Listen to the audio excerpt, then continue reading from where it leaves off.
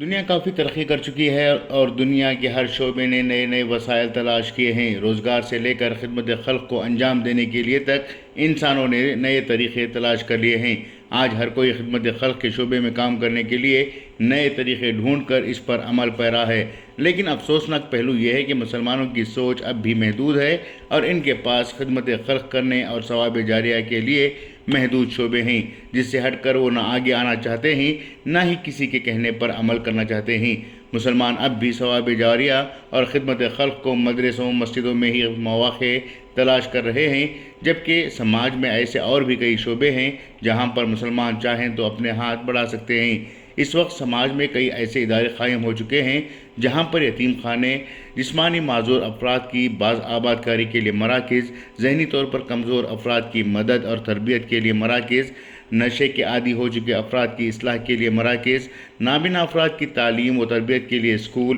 بیواؤں اور مظلوم خواتین کی باز آبادکاری کے سینٹرز موجود ہیں، جہاں پر غیر انسانیت کے بنیاد پر ان اداروں کو مدد کر رہے ہیں۔ یہ وہ قومیں ہیں جن کے یہاں ثواب، جنت، جہنم کا کوئی تصور نہیں ہے، نہ ہی ان کی کتابوں میں حقوق العباد کو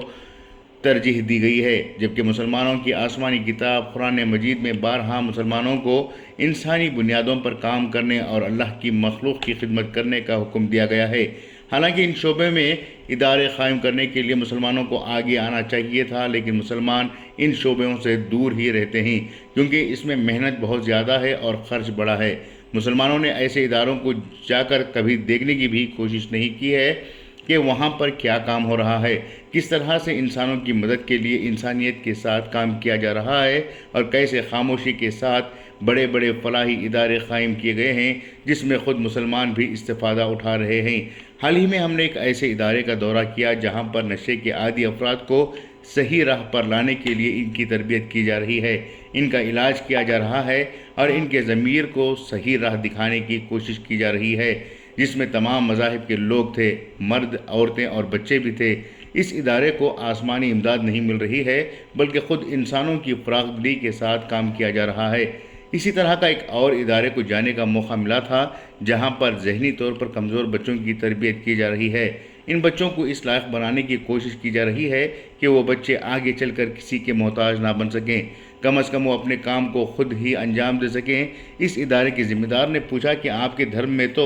خدمت خلق کرنے کے لیے بہت اہمیت دی گئی ہے اور جو آپ لوگ ہر سال اپنے مال کا ٹیکس نکالتے ہیں وہ بھی ایسے کاموں پر خرچ کر سکتے ہیں، تو کیوں نہیں ایسے